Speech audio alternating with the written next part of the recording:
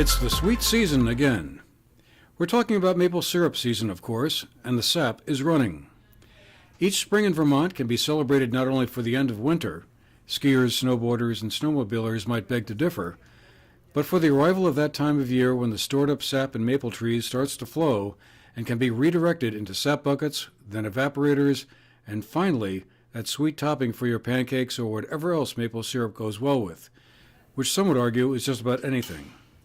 Vermont, as everyone knows, makes more maple syrup than any other state in the country, so this is about more than just bragging rights. So we headed up to Merck Forest in Rupert one day last week to check on how things were going this year. In their sugar house, we ran into Dylan Durkee and Kara Davenport, two employees at the sprawling 3,200-acre nature preserve located on top of Rupert Mountain. It takes about 40 gallons of sap to make 1 gallon of maple syrup, but there's a lot of factors that go into it, and they explain some of the steps they go through to convert sap into syrup. The tool that we use to measure the density of the syrup, so when it reaches this red line right here, that's when we know that it's the right density, has the right sugar content. We finish this off here and make sure we get the exact sugar content right. So as we actually go up by percent Brix, and that's the amount of sugar that's in a solution. And so we measure that amount of sugar in solution with this hydrometer. Once that is set to the right degrees, which is 211 degrees for a hot test, then we look for that red line, and once it comes up to that red line perfectly, then we know we can then filter it. We put diatomaceous earth in, and that goes through this filter press over here to the right of the of this canner here, and so then that all of the impurities, all the minerals get filtered out through this press, and then it comes back in here. We take our final sample in a bottle, and the bottle will look like this right here. So let's say we drew this right here, then we put this in our test kit, and our test kit shows different grades. This is golden delicate, amber rich, and dark robust. And so we hold it up to the light, and we have to determine where it falls between. So this is as dark as amber rich can possibly be. So if it's a lighter than this, but darker than this, we know we have amber rich. But if it's darker than this and lighter than this, we know we have dark robust. So that's how we can grade our syrup. A little bit too dense at this point, which means we'll probably have to add a little bit of sap water to it to get it to lighten up.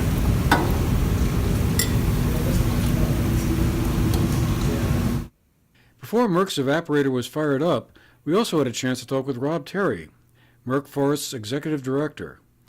The season got off to a later start than usual this year, but it's going strongly now, he said.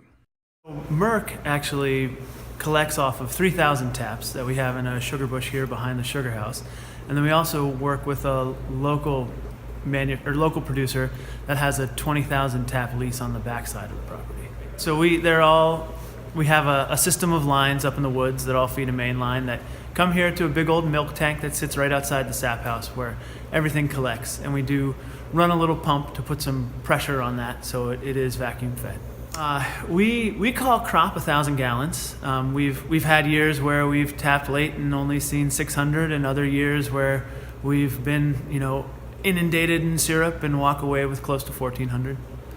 How's the season been going so far this year? Has it been a good year for syrup, or it's been a late start. So last year we made 40% of crop in February, and this year it wasn't until late March that things even got started. So yeah, a very different year, and a little atypical.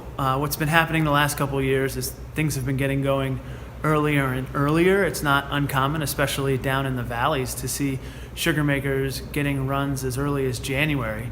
And then maybe shutting down and waiting for a little while until something happens again in February and then again in March.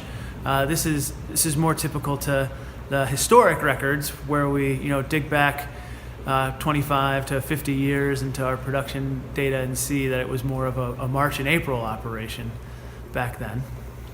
We do it as much to make the process available to as many people as possible as we do to actually produce the syrup itself. So on Maple Open House weekend, we have pancake breakfast here that typically brings 900 people up to the sugar house for breakfast, and they'll then generally come down. We'll either save sap, or if there's been a recent run, boil sap from that day or the day before, so folks who are here can come down and learn about the process and see how it all happens. Throughout the season, we also welcome school groups onto the property. Just this Tuesday, we had 90 students from New York come in and learn about how to tap a tree and the different parts of a tree, and come in here to the sugar house and see how the magic happens.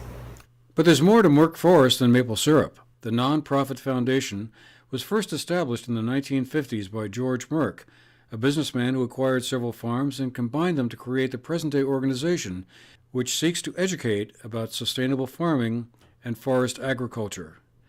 The farm is both a working landscape and a field classroom for school groups. It was one of the first land management experiments ever created in the U.S.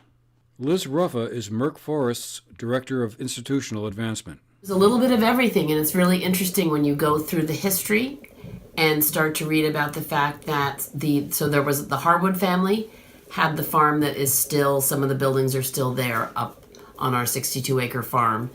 And they grew oats, they grew animals, they made butter.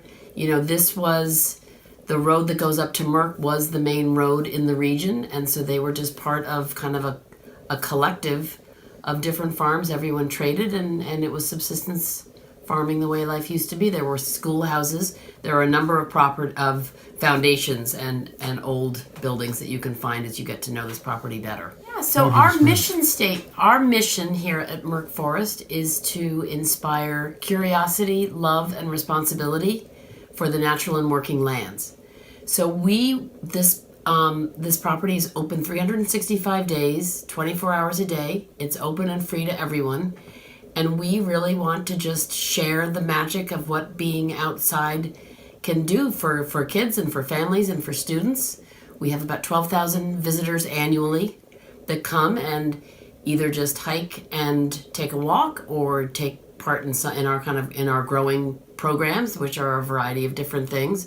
We have everything from the game of logging coming up, which is a chainsaw training certification program, to we also have a solo wilderness.